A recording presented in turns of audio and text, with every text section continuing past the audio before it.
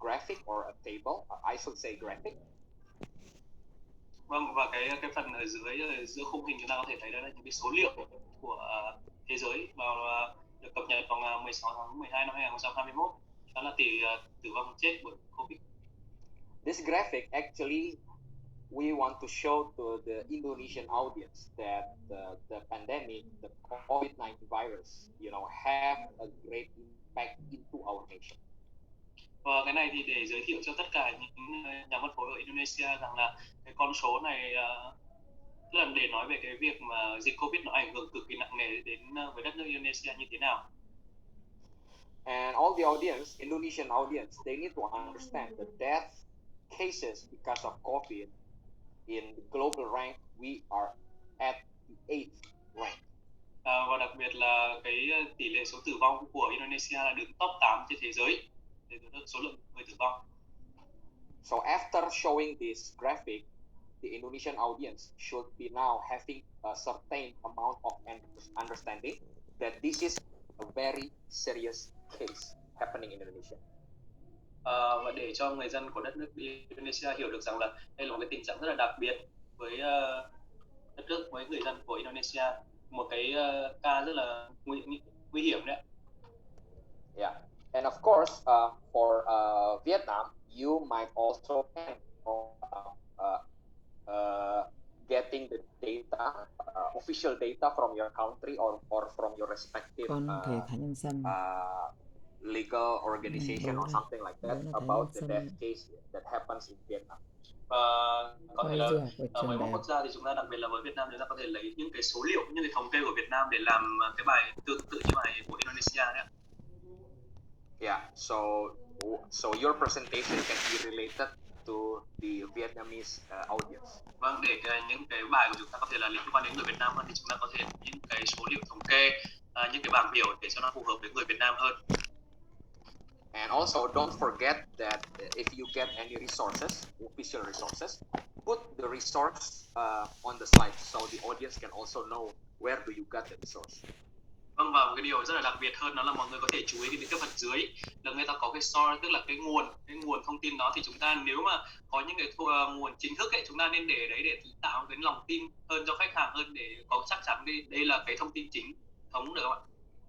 Okay, now we can go to the next slide. Okay, now at this point, the Indonesian audience have understand that coronavirus is a very serious event in Indonesia. Và cái slide này thì đã nói về cái dịch bệnh nó rất là nguy hiểm ở Indonesia, và đặc biệt đây là chúng ta có thể thấy đó là cái Omicron đang rất là phát triển rất là mạnh. And for this particular slide, we want them to understand more of the potential risk that will happen or occur in the future. Và cái slide này là chúng ta nói về những cái mối nguy hại tiềm tàng mà nó sẽ có thể là xảy ra đến với chúng ta trong tương lai, để cho những cái người khách hàng, người xem, người ta đã hiểu được cái vấn đề nguy hiểm của cái dịch bệnh này như thế nào. Yeah. So there are 3 parts in this slide. Và có 3 phần trong cái slide này chúng ta có thể thấy. The first part on the left side is the potential threat of the mutated virus called Omicron, or now the recent from the recent news, there is a Delta Cron. Yeah, if I'm not mistaken, Delta Cron. Và chúng ta nhìn bên trái màn hình, chúng ta có thể thấy đó là cái của hình của Omicron. Đang muốn nói về cái vấn đề là cái biến chủng của Covid chúng ta nó chuyển thành những cái điều rất là nhiều dạng khác nhau, và đặc biệt hình như là theo thông tin mới nhất tôi cập nhật gần đây, đó còn có cái loại đó là Delta Omicron thì phải. Yeah. So on the first part about Omicron, we want the audience to know that after spending the last 2 years through the pandemic, there are still potential risks in the future. Và mặc dù cái đại dịch này đã qua được 2 năm rồi, nhưng mà những cái tiềm tàng nguy hiểm của nó vẫn còn cho đến những ngày phía sau nữa, tương lai nữa. Okay. And on the second part, on the right up, on the upper right corner of the article, we want the audience to understand that after spending almost 2 years after the pandemic, there are still potential threat to that will be faced by our next generation or our children. Tức là cái phần phía trên của cái khung hình phía trên bên phải ấy, là nói về what did you say again? Can you say repeat it? Yeah. So on the second part, on the upper right corner picture, it's actually coming from a newspaper. Yeah, that after the pandemic, there are still threats even for our children. Và đặc biệt là kể cả cái nội dung thứ hai ở trên phía khung trên có cái hình trong tờ báo đấy là nói về nó không những là đại dịch đã qua 2 năm nhưng mà sau này nó sẽ ảnh hưởng đến những người con, những cái thế hệ sau của chúng ta đấy ạ. Because the next generation, we can say our children will be facing future potential health risk that we might not know today. Tại vì sao là tôi lại nói như thế? Đó là cái tương lai của con trẻ chúng ta nó sẽ bị ảnh hưởng bởi vì những cái kiến thức của chúng ta không biết ngay cái thời điểm hiện tại đấy.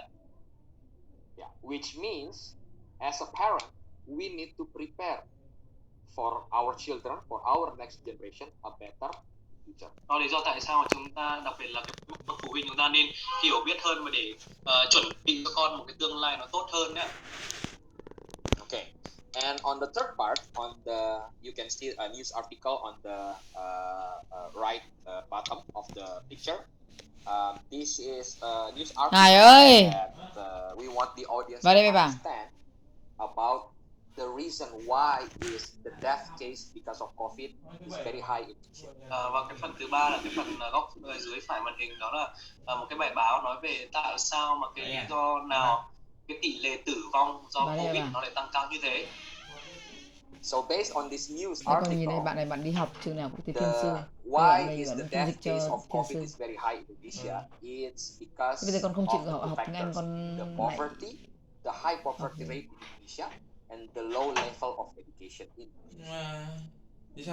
Và theo cái bài báo này thì nó có hai cái lý do nó ảnh hưởng đến cái việc mà những cái chết nó nhiều đến như thế ở trên thế giới, đặc biệt là ở Indonesia là có hai lý do. Thứ nhất đó là do cái tức là nạn đói, tức là cái thiếu thốn đấy, là cái tỷ lệ người nghèo đó.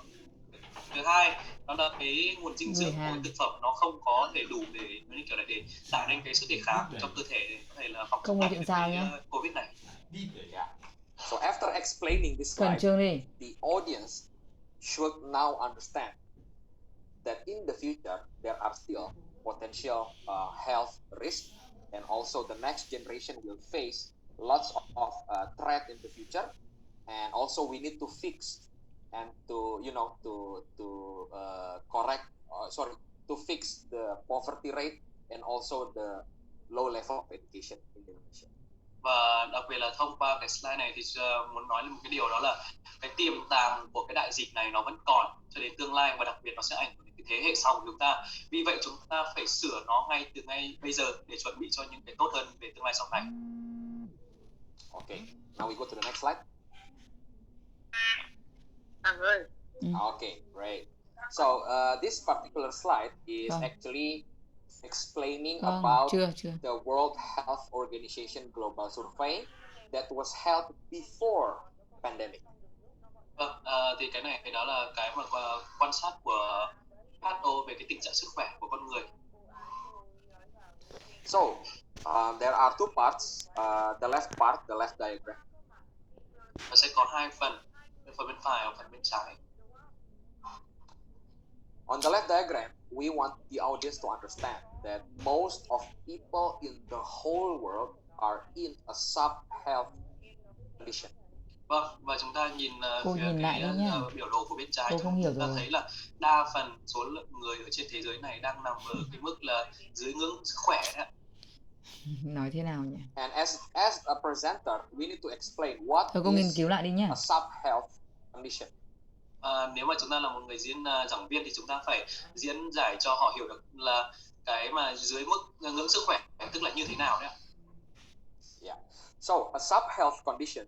This is actually the presenter have to explain.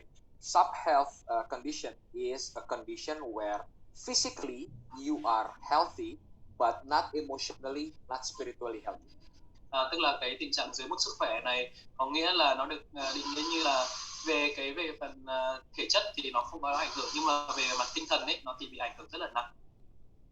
Yeah, and then to explain that a healthy concept generally is a balance between physical, emotional, and spiritual. Và theo cái bảng về cân bằng khoa học ấy, cân bằng về sức khỏe thì nó phải là vừa cân bằng về mặt thể chất mà vừa cân bằng được cả mặt tinh thần nữa thì nó mới gọi là một người khỏe mạnh.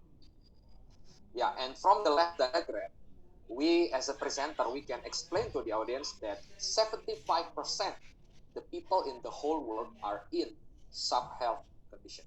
Và cái bảng này thì cho chúng ta thấy một cái số liệu đó là 75% dân số trên thế giới đang nằm ở cái mức đó là dưới mức sức khỏe đấy ạ. And it can be among all the audience that coming to the events. Repeat it. Oh, and this sub-health condition may be occur among all the audience that come into the opportunity post-pandemic events. Recording in progress. Sorry, is it hard to understand? Yeah, it's hard to understand. Okay. So let me say it in other words. So this survey shows that 75% of people in the whole world are in. Nhất cái tỷ lệ dân số không dưới mức sức khỏe đó là đang nằm con số 70.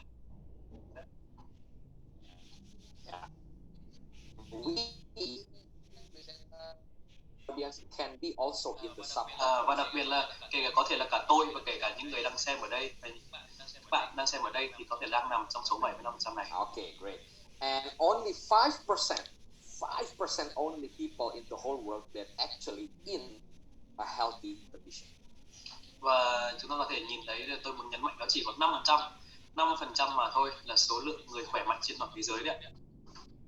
So statistically, if we have 100 people coming into these events, there are only 5% that really in a healthy condition.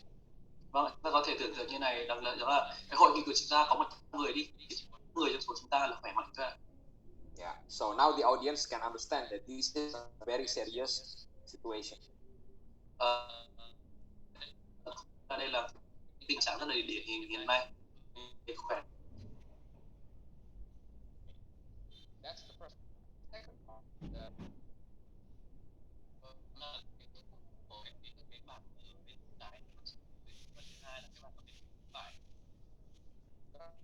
To make people or the audience understand that most people in the whole world spend their or allocate their budget mostly on the hospital costs.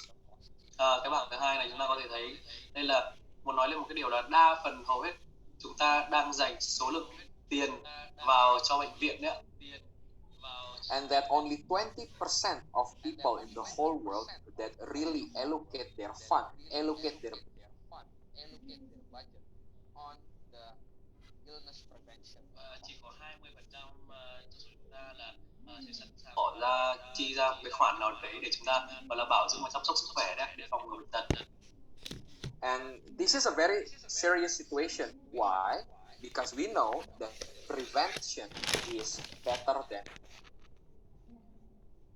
Cái này chúng ta thấy rất là điển hình, nhưng mà chỉ có 20% thì chúng ta là sử dụng những cái sản phẩm để phòng ngừa sức khỏe. Cũng hiểu được điều đó là cái phòng ngừa này thì nó tốt hơn nhiều là nó bỏ tiền vào. And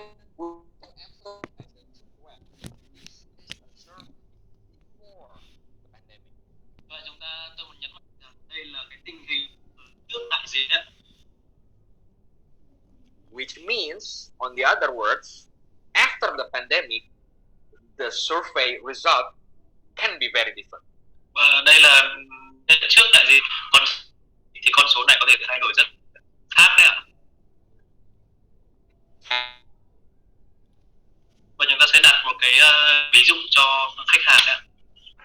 Before the pandemic, nobody is really care about buying a mask, buying a hand sanitizer, buying a disinfectant, right? Và chúng ta có thể thấy đó là trước đại dịch thì không có ai chúng ta cái sản phẩm khử khuẩn sát trùng. After the pandemic, and nowadays, we spend cost just to buy face mask and then hand sanitizer and disinfectant and many other things. Chúng ta thấy là sau đại dịch thì sao ạ? Chúng ta bắt đầu mua lại mua cái sản phẩm sát khuẩn khử trùng này, rất là nhiều và những cái sản phẩm khác nữa. And second example, before the pandemic, nobody cared about immune system. Và có một ví dụ khác nữa, đó là trước đại dịch thì chúng ta không hề quan tâm đến cái gọi là hệ thống miễn dịch của chúng ta. Now, after the pandemic, lots of people really care about, buying supplement or consuming supplements to boost their immune system. Và sau khi đại dịch thì sao ạ? Chúng ta bắt đầu quan tâm đến sức khỏe nhiều hơn. Chúng ta mua những cái sản phẩm bảo vệ sức khỏe này, hay là sử dụng những cái sản phẩm để giúp tăng cường cái hệ miễn dịch của chúng ta. So, from this slide, we want the audience to understand that they need to spend more budget, more fund, only to prevent all these health risks. Và điều đó, một cái slide này muốn nhấn mạnh rằng là chúng ta nên dành tiền để vào tập trung cho những cái sản phẩm mà để bảo vệ cái sức khỏe chúng ta, phòng được những cái căn bệnh mà nó sẽ xảy đến của chúng ta đấy ạ. Okay, great. So now we go to the next slide. Okay, so this slide is a bit, longer. It depends on what are the things that you want to emphasize from this presentation slides. Vâng ạ, và cái slide này rất là dài thì chúng ta phải lựa chọn xem là cái nào mà chúng ta muốn nhấn mạnh ở trong cái slide này. So in general, we as the presenter just like to present that even if a person got COVID and got cured, there are still a long-term health problems that they will face. Và ở đây có một điều mà chúng ta muốn nhấn mạnh rằng là có thể là có một vài người đã bị nhiễm Covid và đã được gọi là có được tuyên bố là khỏi Covid, nhưng mà nó vẫn có những cái triệu chứng sau một cái thời gian dài, đó là triệu chứng mà chúng ta hay được biết đó là hội chứng long Covid đấy ạ. Yeah, and of course that we are not saying this not be backing up by any research, but actually a number of studies shows that coronavirus symptoms, can survive even if that person already stated by the doctor that they have been cured from the COVID-19.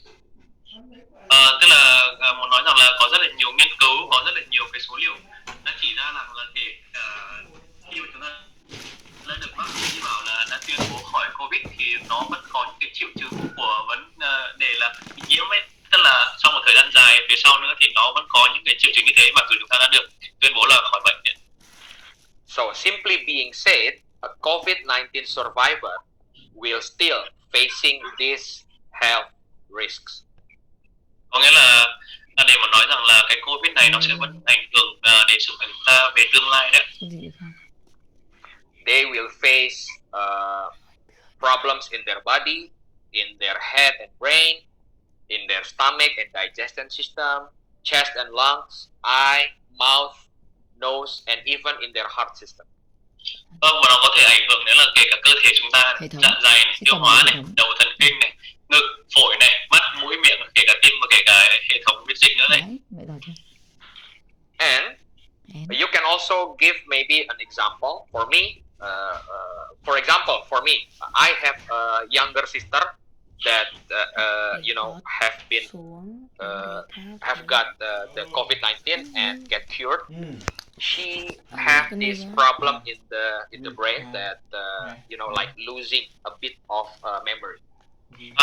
Và thế thì ngay lúc này chúng ta có thể là cho những người xem có thể hiểu hơn, đặc biệt là với bản thân tôi đi, tôi sẽ lấy một cái ví dụ như này.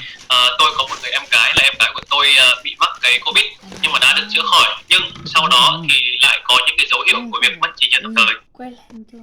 So if I were the presenter that going to present this, of course I will give an example of my younger sister. After surviving the COVID, she still have these problems in the brain, losing a bit of memory. Và đó là cái cách mà tôi sẽ lựa chọn cái ví dụ của cái việc mà sau Covid thì vẫn có những cái triệu chứng, những cái ảnh hưởng đến sức khỏe của chúng ta. Okay, and then as you can see on the right bottom corner, we need to emphasize that one way to reduce the long-term health effects after a person got COVID-19 and got cured is by living a healthy lifestyle.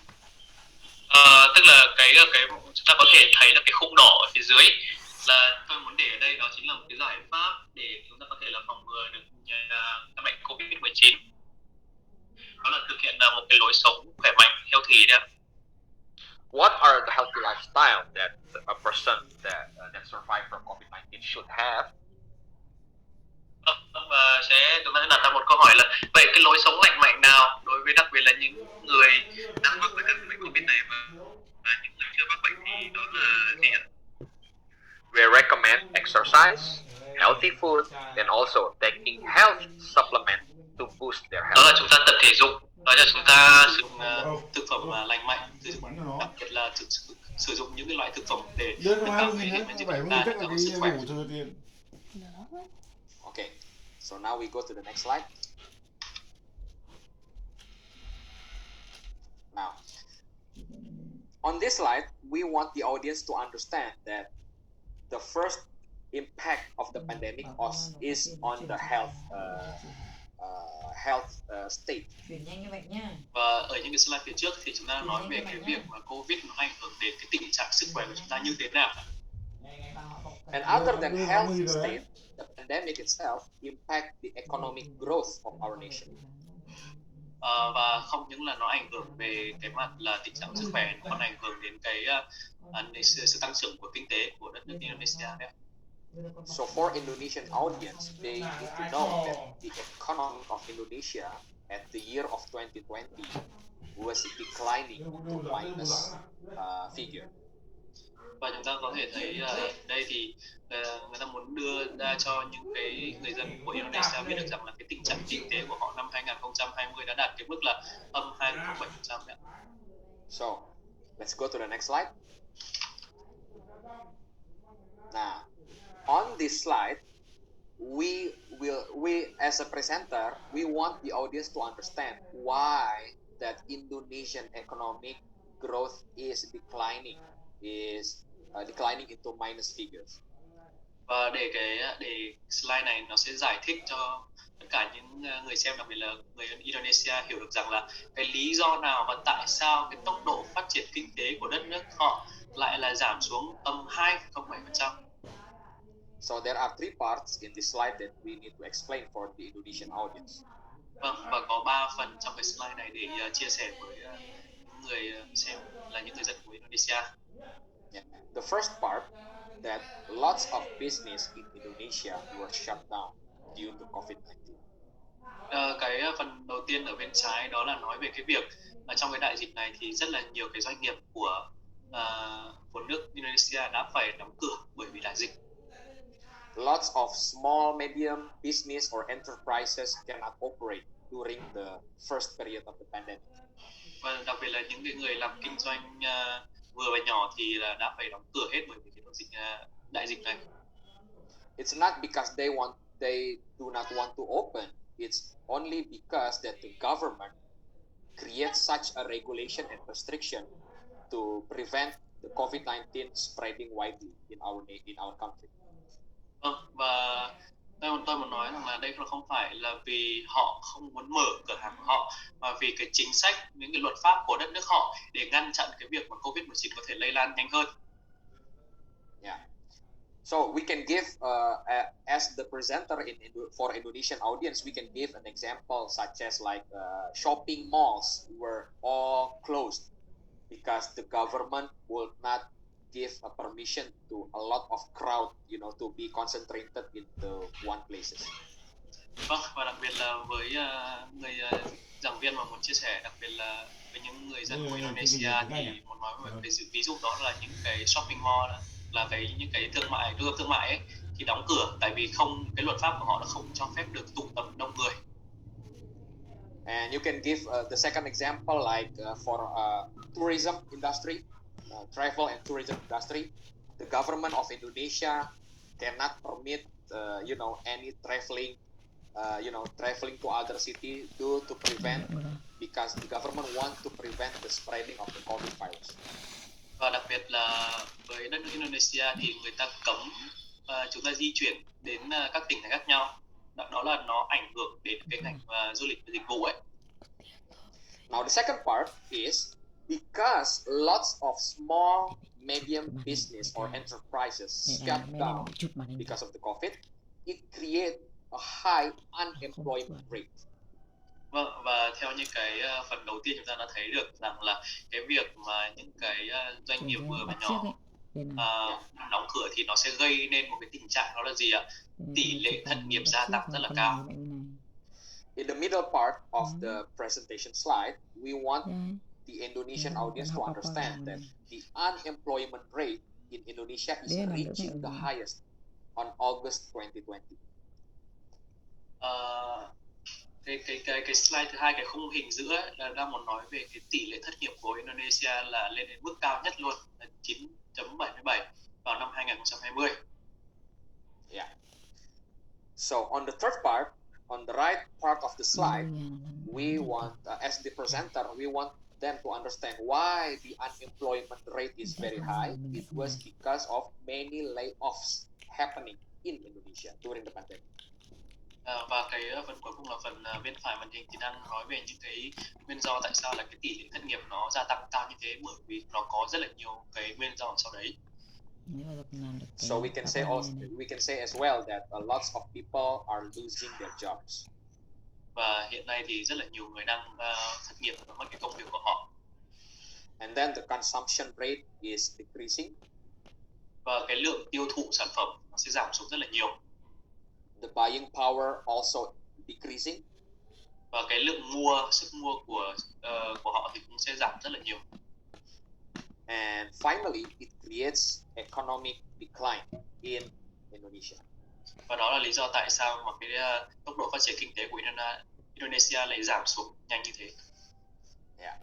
So, after explaining all these three parts to Indonesian audience, và sau khi chúng ta chia sẻ hết cả toàn bộ 3 phần này của cái slide này, now they understand and they can relate to themselves what pandemic that impact for them economically.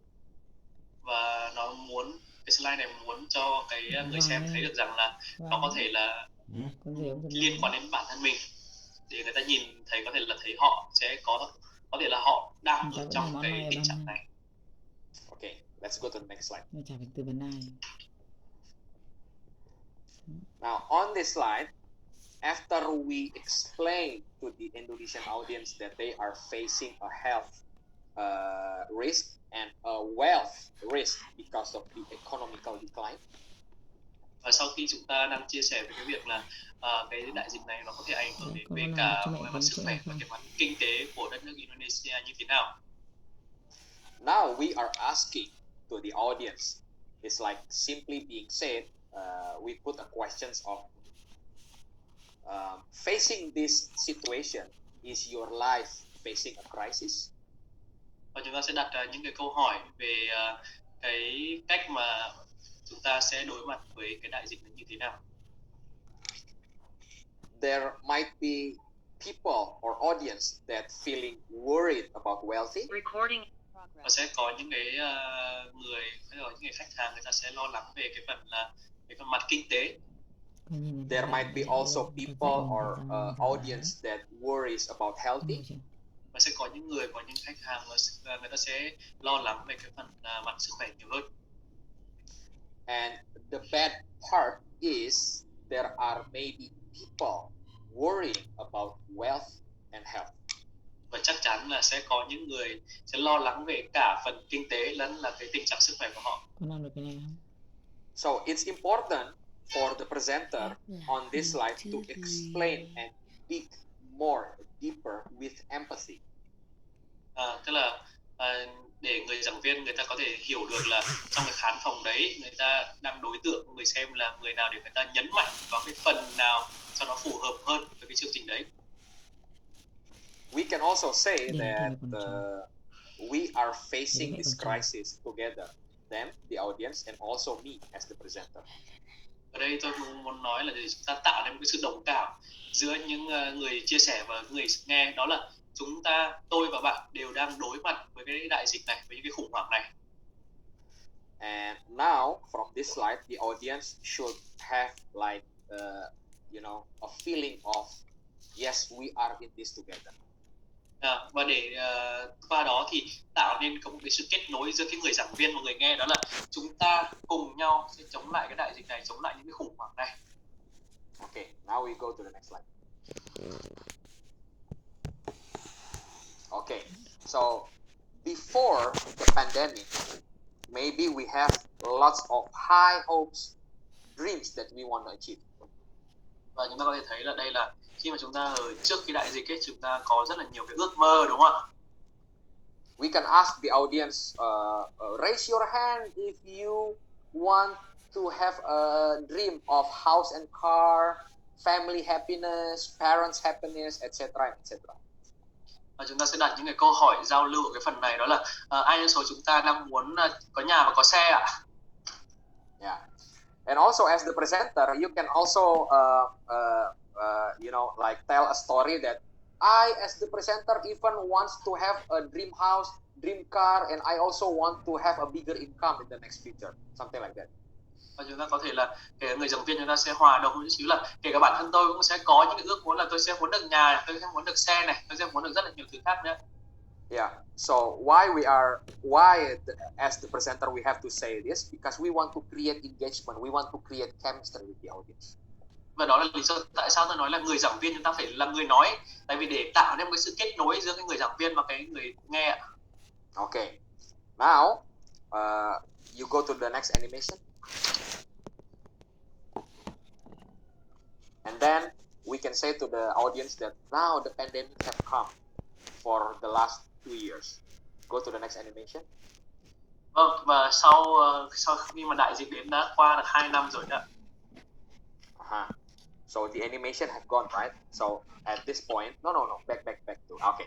So when the animation is gone, it's important for the presenter to say.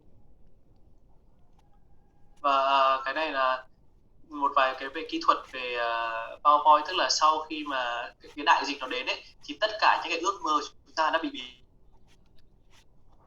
Yeah.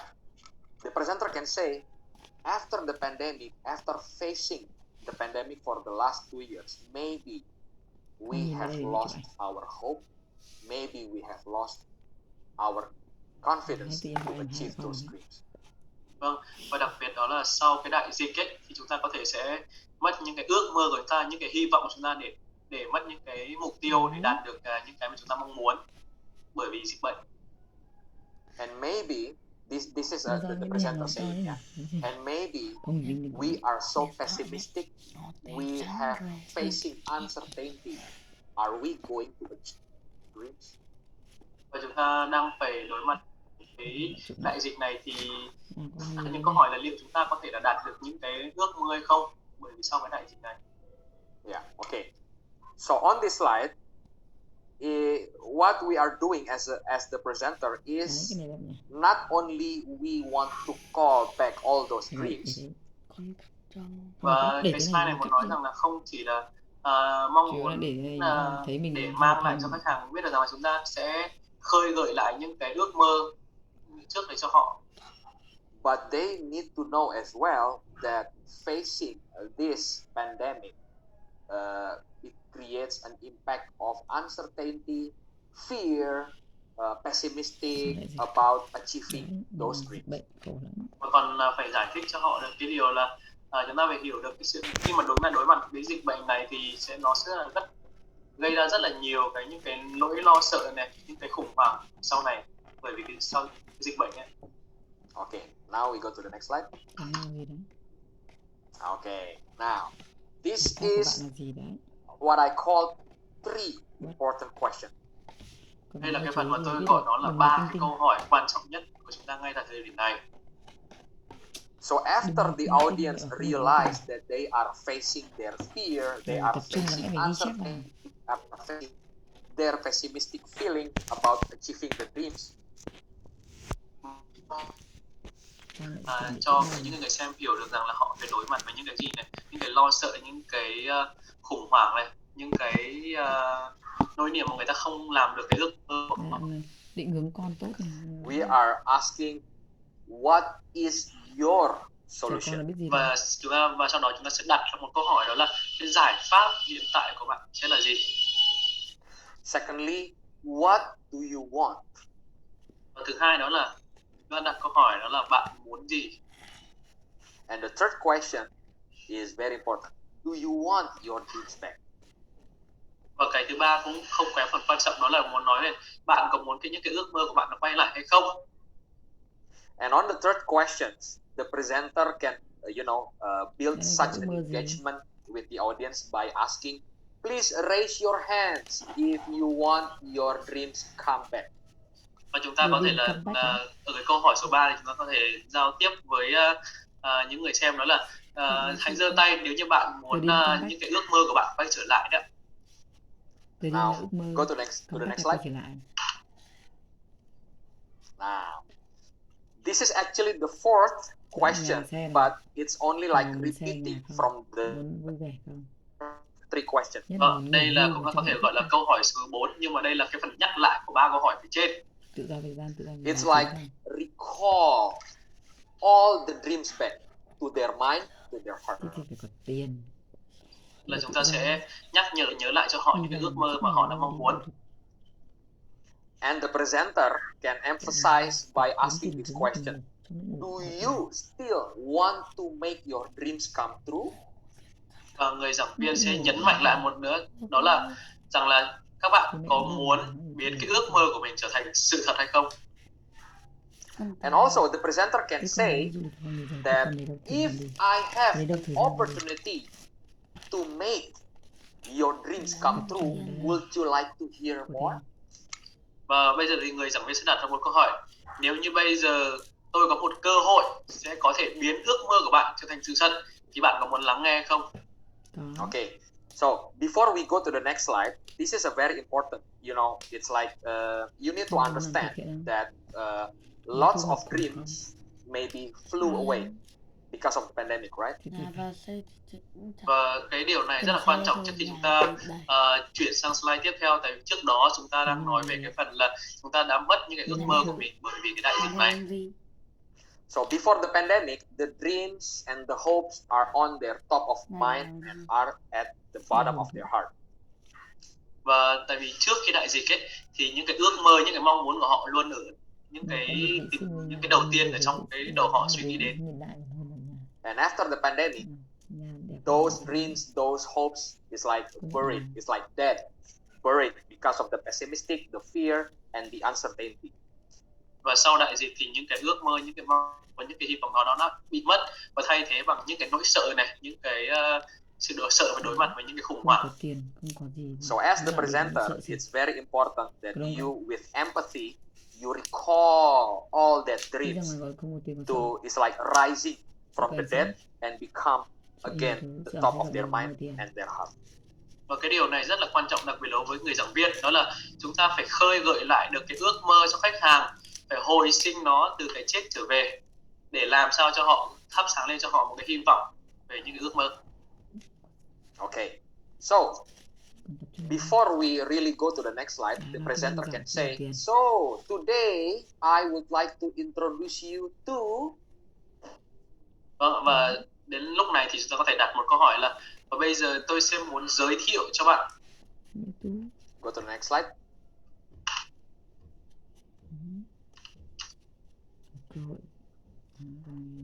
A platform, a business platform that can bring all of you close.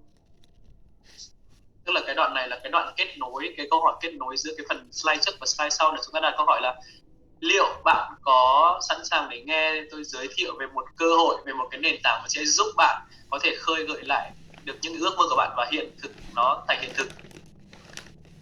And the presenter can also say, for you that wants to run this business platform and achieve or realizing your dreams, và liệu bạn có muốn là khơi dậy lại cái ước mơ của bạn và để biến những cái ước mơ của bạn thành hiện thực hay không? first they need or you need to join. Đầu tiên đó là bạn sẽ tham dự vào cái sự nghiệp kinh doanh này. You can join from three ways. First, you can join from our branch office. Và có 3 cách để các bạn có thể là tham dự vào cái sự nghiệp kinh doanh này. Thứ nhất là chúng ta sẽ đến những cái chi nhánh đại diện. Secondly, you can join to our stockist. Và thứ hai là chúng ta có thể là đến những cái văn phòng đại diện tại những cái tỉnh thành. And the third, you can join the person that invites you here. Và thứ ba là chúng ta có thể là tham dự bằng cách là bởi những cái người đã mời chúng ta vào cái hội nghị này. And coming soon in the future, everyone can also join through our digital platform.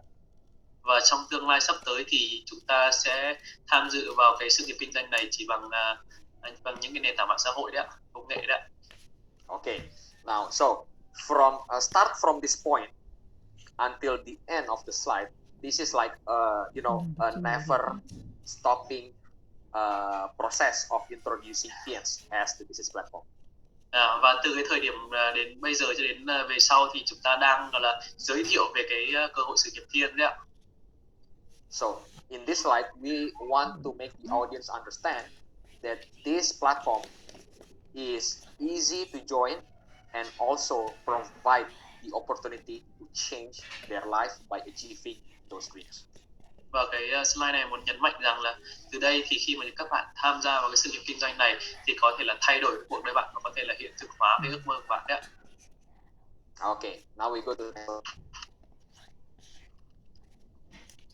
Okay, great. So it's important also as the presenter we explain to the audience that the digital platform is only one feature among all the features that will be provided in this business platform. Và đặc biệt cái slide này chúng tôi muốn nhấn đến về nền tảng công nghệ.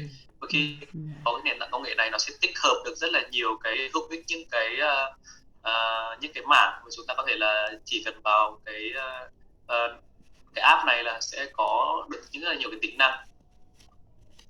That through this digital platform, which one of the feature, you can check or monitor your business growth, your team development, the reward or any program that you able to follow, and also your earnings. Và thông qua cái nền tảng công nghệ này thì chúng ta có thể là xem được cái tốc độ phát triển kinh doanh của chúng ta này, sẽ xem được những cái phần thưởng hoặc là cái tốc độ phát triển của đội nhóm, và đặc biệt là kể cả cái tiền lương và cái số lượng tiền mà chúng ta đã kiếm được đều ở trong cái app này đấy ạ. Okay, so from this slide, we aiming the audience to understand that this business platform is, adapting such a technology with the new era of the digital era. Và đặc biệt là muốn nhấn mạnh rằng là kể cả cái ngành nghề sự nghiệp kinh doanh này thì nó đã gọi là hòa nhập với hiện đại hóa và cập nhật với công nghệ để tạo ra những cái nền tảng công nghệ để tích hợp cho khi mà chúng ta đang ở trong cái đại dịch lần này. Okay, great. So let's go to the next slide. Okay. So after explaining or introducing the business platform, maybe the audience will feel that okay, this is a business platform, but I don't have any time, I don't have any capability, or something else. Và sau khi chúng ta đã giải thích về cái app, về cái nền tảng công nghệ chúng ta đã có, thì sẽ có rất là nhiều người đặt câu hỏi, đó là tôi không có thời gian để làm này, tôi không có kinh nghiệm này, thì làm sao mà tôi có thể làm được? So from this slide, we want to say that if you are a college student, you still have the ability to run this business from your campus. Và ở đây tôi muốn nhấn mạnh là kể cả chúng ta đang là những cái sinh viên ở trên trường đại học thì chúng ta vẫn có thể là tham gia vào cái sự nghiệp kinh doanh này. And also, if you are a mother, if you are a housewife, you can also work or run this business from your home. Và kể cả chúng ta là phụ nữ hay là chúng ta là những người nội trợ thì chúng ta vẫn có thể là tham gia vào cái sự nghiệp kinh doanh này đấy ạ. And also, if you have a full-time job, you can also work this business platform after the office hour.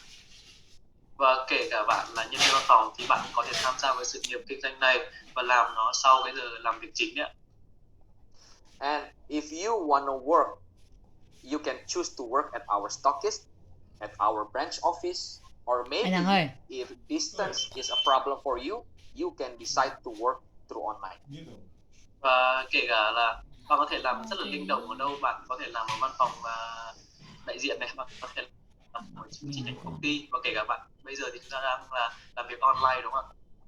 So from this slide, we want to make the audience understand that whoever they are, whatever their background is, this business embrace all people. Và slide này muốn nhấn mạnh rằng là dù bất kể bạn là ai hay là bạn đang làm ngành nghề lĩnh vực nào thì bạn có thể là tham gia với sự nghiệp này, rất là linh động về việc làm cũng như là thời gian. It's like we are welcoming all people, whatever your background is, whoever are you, we are welcome you to this platform. Để muốn nhấn mạnh rằng là chúng tôi chào đón tất cả các bạn, dù bạn là ai và bạn là có cái nền tảng như thế nào, bạn dù làm ở bất kỳ ngành nghề nào. Yeah, and you can say as well and emphasize that this business platform is for everyone.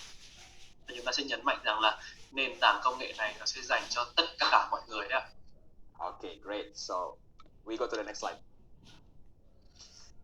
Now, on this slide, there are two parts actually, left part and the right part. Và đến slide tiếp theo thì chúng ta sẽ có hai cái phần, một phần bên trái và một phần bên phải. Now, the presenter can say that we are offering you an opportunity to change your life into a better life. Và cái slide này chúng ta sẽ nhấn mạnh rằng là đây là cái cách mà chúng tôi sẽ thay đổi cái cuộc đời của bạn đấy ạ. And on the left part, you can say, on the first part, on the left picture, there is a person that, about to enter a gate of, pursuing the dream. Và cái phần đầu tiên là cái phần bên trái, chúng ta đang thấy là một cái người đứng trước cái cổng, giống như kiểu là muốn nói đến đấy là cái ước mơ của họ đấy. We can say to the audience that you can change your life into a better life by achieving your dream. Để chúng ta muốn nhấn mạnh rằng là các bạn có thể thay đổi cái cuộc đời của bạn, thay đổi những cái ước mơ, để đạt được những ước mơ của bạn bằng việc là chúng ta sẽ lựa chọn cái cơ hội sự nghiệp này. And today we are offering you the best opportunity that is hard to decline. Và ngày hôm nay thì tôi sẽ giới thiệu cho bạn một cái cơ hội tốt nhất để bạn có thể hiện thực hóa những ước mơ của mình. An opportunity for you to run your independent business. Một cái cơ hội mà bạn có thể là tạo nên một cái doanh nghiệp cho bạn mình. With 4 advantage. Với 4 cái lợi thế. The first one is faster turnover, which means you can get your break-even point faster. Cái ưu thế đầu tiên là chúng ta có thể là tạo nên cái doanh số rất là cao, rất là nhanh chóng đấy ạ. Secondly, business is all about process, and in this business platform, all the process is very simple and easy to duplicate. Và chúng ta làm kinh doanh, chúng ta làm theo quy trình, đúng không ạ? Và cái quy trình này thì nó rất là dễ để sao chép. And number 3, this is a business platform that a low risk. Và cái thứ ba nữa là cái nền tảng này, cái sự nghiệp này sẽ có cái rủi ro rất là thấp. And the fourth one is that this business platform only require a small amount investment. Và cái ưu thế thứ tư đó là cái cơ hội kinh doanh này thì nó cần phải đầu tư rất là ít, một số lượng không quá lớn. So, with 4 advantages, you can easily start run your business today. Và với 4 cái ưu thế này thì bạn có thể dễ dàng bắt đầu cái sự nghiệp kinh doanh này ngay này. Okay, so on this slide, we want to make the audience understand that this opportunity is actually one of the greatest opportunity that they will see for the event, in the event. Vâng, và slide này muốn nhấn mạnh rằng là đây là một trong những cái cơ hội thuận lợi nhất cho chúng ta ngay tại thời điểm bây giờ đấy ạ. Okay, so we go to the next slide. Now, so after being presented with the opportunity to pursue, to make their dreams come true, và sau khi mà chúng ta đã chia sẻ cho họ về cái cơ hội kinh doanh và đặc biệt là 4 cái ưu thế về cái cơ hội kinh doanh, there might be, or maybe I should say, maybe some of the audience or most of the audience would feel, oh, I don't have any skills, I don't have any experience. Vâng, và sau khi mà đã chia sẻ những cái điều phía trên thì bây giờ sẽ khán giả và có lẽ họ sẽ có những cái suy nghĩ rằng là tôi không có những cái kỹ năng, tôi không có cái kinh nghiệm thì làm sao tôi có thể làm được. Okay, and as the presenter, we need to understand that this this fear and worry about having no skill or experiences is actually normal as a human being. Vâng, và đến ở đây thì chúng ta có thể là giải thích cho họ là với những cái suy nghĩ họ thì là hoàn toàn là bình thường với một người bình thường để chúng ta khi mà đối mặt với một cái ngành nghề mới, một cơ hội mới. So by having that understanding, the presenter can say to the audience that no need to be worried. Chúng ta muốn nhấn mạnh là để cho họ hiểu được rằng là không cần phải lo lắng về những cái điều đấy. Why you don't have to be worried? Because this business platform have lots of support that enable you to grow. Và tại vì sao bạn không phải lo lắng? Tại vì cái nền tảng này sẽ hỗ trợ bạn để giúp bạn phát triển đấy ạ. That this business platform will provide you lots of support, such as trainings. Và cái nền tảng này nó sẽ giúp bạn, hỗ trợ bạn rất là nhiều khía cạnh, giúp bạn rèn luyện. So we can say, as the presenter, we can say we provide soft skill training, public speaking training, business training, leadership training, product training, selling skill training, social media training, and also how to do presentation training. Vâng, và ở đây chúng tôi sẽ hỗ trợ bạn rất là nhiều cái khía cạnh như là chúng tôi có thể đào tạo kỹ năng mềm này, đào tạo cách thuyết trình trước đám đông này, để giúp bạn đào tạo nghiệp vụ, cả đào tạo lãnh đạo, đào tạo sự chuyên nghiệp, kể cả đào tạo cái kỹ năng bán hàng, đào tạo cái kỹ năng mạng xã hội, và đặc biệt là trong thời điểm đại dịch hiện nay chúng tôi sẽ hỗ trợ bạn và đào tạo bạn cái cách tổ chức hội nghị online đấy ạ. Okay, so the presenter can say, if you are worried, it's okay, but we will support you and enable you to grow. Và chúng ta sẽ muốn nhấn mạnh khách hàng là những cái nỗi lo lắng của bạn sẽ không còn bận tâm, tại vì chúng tôi sẽ là người hỗ trợ bạn để giúp bạn phát triển đến thành công. Okay, so now we go to the next slide. Okay, so before I continue with the explanation, this slide is very important slide to introduce the name of the brand of Tians International. Vâng, và cái slide này thì chúng ta sẽ chia sẻ về cái tập đoàn Thiên, và chúng ta cái slide này chúng ta phải tập trung làm rất là tốt đấy ạ. Okay, at the beginning, so let's recap back before I explain this slide, yeah. Vâng, và tôi sẽ nói tóm gọn lại một chút trước khi tôi bắt đầu cái slide này. At first, we introduced them with the pandemic, the health, and the economic, condition because of the pandemic. Vâng, tôi sẽ tóm gọn lại một cái chút phần trước khi bắt đầu đến cái slide này là cái phần đầu tiên chúng ta đang nói về những cái khía cạnh mà đại dịch Covid có thể ảnh hưởng đến. Thứ nhất là về cái mặt sức khỏe, và thứ hai nữa là về cái mặt mà kinh tế, nền tăng trưởng kinh tế đấy ạ. Secondly, we offer them the opportunity to achieve back those dreams and realizing those dreams. Và cái phần thứ hai là chúng ta đang nói về ở đây thì chúng tôi sẽ trao cho bạn cái cơ hội mà có thể là thay đổi cái cuộc đời bạn và sẽ biến những cái ước mơ của bạn trở thành hiện thực. The third part, we introduce them to a business platform. Và cái thứ ba là chúng ta đang giới thiệu về cái nền tảng công nghệ cho họ hiểu được và những cái lợi thế và cái nền tảng, cái cơ hội sự nghiệp này nó sẽ mang lại cho họ. And the fourth one, which is this slide, we introduce them with the brand of the business platform. Và cái phần thứ tư này là cái ngay tại cái slide này thì ta sẽ nói về cái tập đoàn để mà sở hữu về cái cơ hội kinh doanh đấy. So now, as the presenter, we should proudly present the name of the business platform is TIANS International that have a very strong foundation. Và cái đoạn này thì chúng ta nên nói với một cái giọng hào hùng hơn, đặc biệt là người giảng viên, thì để làm cho họ hiểu được cái thương hiệu của Thiên đã có những cái nền tảng nó lớn mạnh như thế nào. What makes TIANS International have strong foundation? First, it was established in 1995. Secondly, it's growing up now for 27 years. Và chúng ta sẽ nói về nhấn mạnh về những cái nền tảng mà những gì mà cái tập đoàn chúng ta đã đạt được, đó là chúng ta đã phát triển từ năm 1995 và đã có hơn 27 năm trong ngành nghề lĩnh vực này.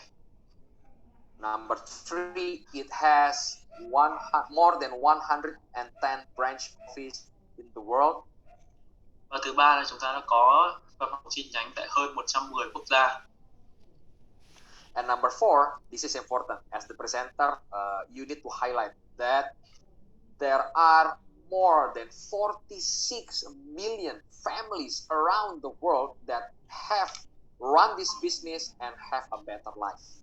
Vâng, và cái thứ tư này chúng ta phải nhấn mạnh ở trong slide này, đó là có hơn 46 triệu hộ gia đình đang sử dụng cái sản phẩm này trên toàn thế giới và họ cũng đang đồng hành để làm cái sự nghiệp kinh doanh này đấy ạ. Chúng ta phải nhấn mạnh được cái điều này rất là quan trọng trong cái slide này đấy ạ. And after 46 million families around the world, your family could be the next family that will have a better quality of life with TIANS. Và để chúng ta muốn có một cái sự gắn kết giữa những người giảng viên và cái khách hàng, đó là gia đình bạn cũng có thể là một trong những cái gia đình này để có một cuộc sống tốt hơn. Number five, that TIANS International is very focused in human health and people wealth. Và tiếp theo đó là tập đoàn Thiên thì quan tâm đến hai cái khía cạnh, đó là vì sức khỏe nhân sinh và vì tài phú của nhân loại. And lastly, TIANS International, we are very concerned about providing the opportunity for people can fulfill their dreams. Và cái cuối cùng thì chúng ta sẽ nhấn mạnh cái việc mà đến với sự nghiệp Thiên thì sẽ giúp bạn có thể hiện thực hóa được những ước mơ, biến những cái ước mơ của bạn thành hiện thực đấy ạ. So now the audience will understand the name or the brand of the business platform and the foundation of the platform itself. Và cái mục đích của slide này thì chúng ta muốn cho khách hàng hiểu được rằng là cái tên thương hiệu của chúng ta và đặc biệt là những cái gì chúng ta đã đạt được, những cái nền tảng mà cái của công ty, của tập đoàn chúng ta đang có hiện tại. Okay, let's go to the next slide. Now, and on this slide, we are introducing the figure, the person behind this strong foundation. Vâng, và cái slide này thì chúng ta sẽ nói sâu hơn về cái vị chủ tịch của tập đoàn. Yeah, you can introduce Mr. Lee Jin-Yuan that founded TIANS Group in 1995, born in 1958, and then establishing school, university, very caring about human health.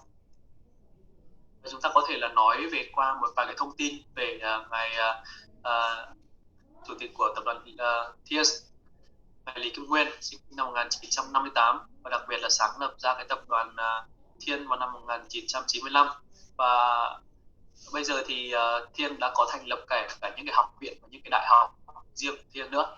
Và ông với lý niệm luôn là vì sức khỏe nhân sinh phục vụ xã hội đấy ạ. And that Mr. Lee loves social and charity activities, received an honoris causa doctorate from the United Nations, and also he is among one of the richest men in China.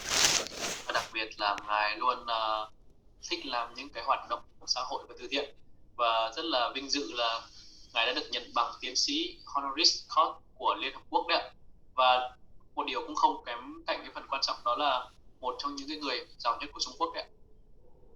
Now at this stage, the Indonesian audience, or the audience I should say, have already getting the understanding the name of the brand, which is Tien's International, and the person behind this great platform. Và sau cái slide này thì chúng ta nhấn mạnh lại một chút, đó là về những cái tên của tập đoàn này, về những cái gì tập đoàn đang có và những cái nền tảng của tập đoàn, và đặc biệt là cái người thuyền trưởng, vị chủ tịch của tập đoàn Thiên ạ. Okay. So all of these two slides, the strong foundation and the Mr. Lee genuine profile, is actually a global perspective, right?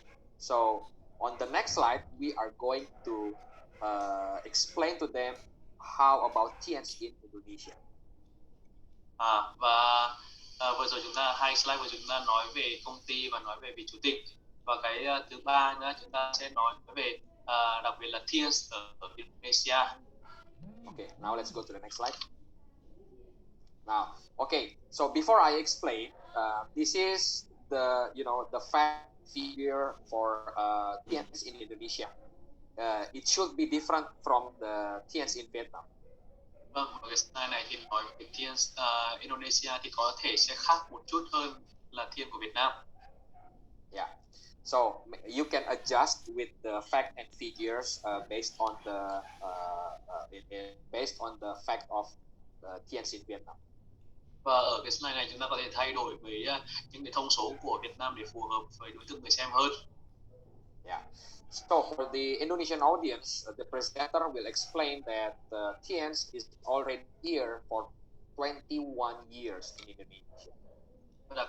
Đặc biệt ở Indonesia thì Thiên đã có mặt hơn 21 năm.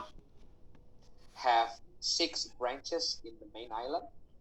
Và có 6 cái văn phòng chi nhánh khu vực. Have 159 stockists all around Indonesia. Và đặc biệt là có hơn 159 cái văn phòng đại diện trên toàn bộ Indonesia đấy. Legally and officially registered in Indonesia Direct Selling Association. Được đạt được những cái giấy chứng nhận của hội liên hiệp bán hàng trực tiếp của Indonesia đấy. And that the business model have followed the Sharia law. Tức là ở đây sẽ có những cái chứng nhận của Indonesia, đó là chứng nhận Sharia đấy. And that all the products that we have been halal certified by Indonesian Council of Islamic Scholars. Và đặc biệt là những cái sản phẩm Thiên đều được đạt giấy chứng nhận của halal đấy. Okay. Now, what I want to make you understand is the last 2 points, Sharia and the halal certification, is very important in Indonesia. Vâng, và hai cái cuối đó là hai cái mà tôi muốn nhấn mạnh về cái chứng nhận của Sharia và chứng nhận của halal đối với những người dân ở đất nước của Indonesia. Yeah.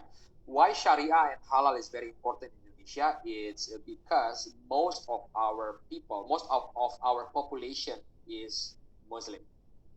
Và đặc biệt hai cái chứng nhận nó rất là quan trọng, bởi vì cái người dân ở Indonesia là theo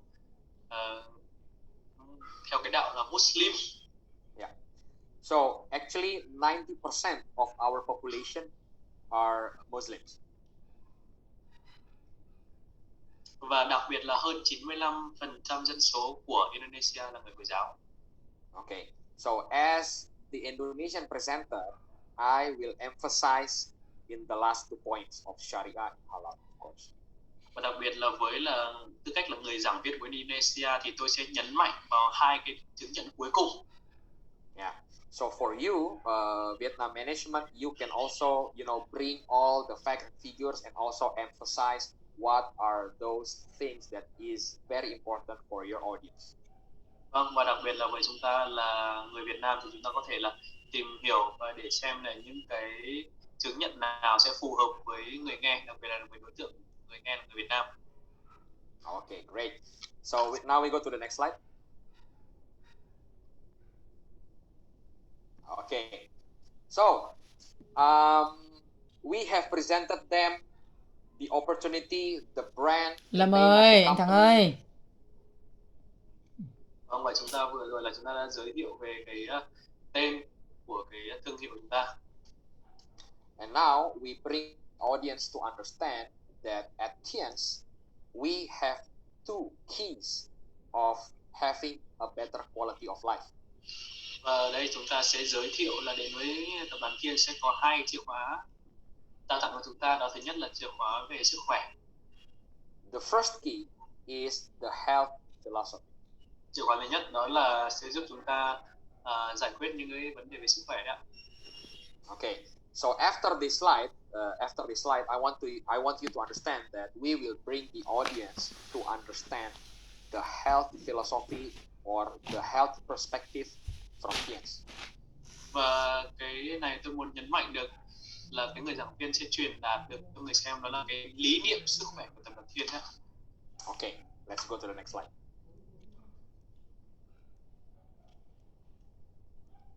Okay, great. So, from this slide, we want the audience to understand that the health philosophy at Tiens is coming from 5,000 years health secret of the royal family. Ở cái này chúng tôi muốn nhấn mạnh đến là cái lý niệm chăm sóc sức khỏe của Thiên, bởi đã có cái nguồn gốc đó là văn hóa dưỡng sinh 5.000 năm của Trung Hoa kết hợp với công nghệ sinh học hiện đại đấy. Yeah. The secret that, a traditional Chinese medicine combined with modern technology. Đó là chúng ta sẽ kết hợp với cái nền văn hóa dưỡng sinh 5.000 năm của Trung Hoa và công nghệ sinh học hiện đại để tạo nên cái sản phẩm, tạo nên cái lý niệm sức khỏe của Thiên. So, how does Tien's healthcare philosophy works to bring quality of health to the audience? Vâng, và bây giờ chúng ta sẽ giải thích về cái lý niệm sức khỏe của Thiên để làm sao cái lý niệm này có thể là chăm sóc và bảo vệ sức khỏe cho chúng ta đấy. Yeah. The first step is purifying or detox. Và điều đầu tiên đó chính là thanh. As the presenter, we want the audience to understand that every day we are eating foods and also drink. Vâng, và lúc này thì người giảng viên sẽ chia sẻ rằng là hàng ngày chúng ta đem vào cơ thể rất là nhiều loại độc tố. And that the audience need to understand that modern food is now using like pesticide. Vâng, và để cho những người xem người ta hiểu được rằng là bây giờ những cái sản phẩm hiện đại bây giờ ấy thì nó có chứa rất là nhiều cái độc tố ở trong đấy. And maybe also using chemical substance to preserve the quality or the taste of the food that we eat every day. Và có rất là nhiều chất hóa học trong đấy, đó là cái cách mà người ta để bảo quản thực phẩm hay là tạo nên cho cái sản phẩm đấy nó có cái hương vị nó ngon hơn. And all particles or toxin we need to eliminate and we need to remove from the body. Chính vì thế mà chúng ta cần phải thanh lọc phải cái độc tố cơ thể. Okay. And the second stage is regulate. Đó là đầu tiên đó là thanh, và thứ hai tiếp theo đó chính là điều. After removing or after detoxing, the detoxing stage, removing all toxin out from our body, it's now we can regulate the function of each organ in our body.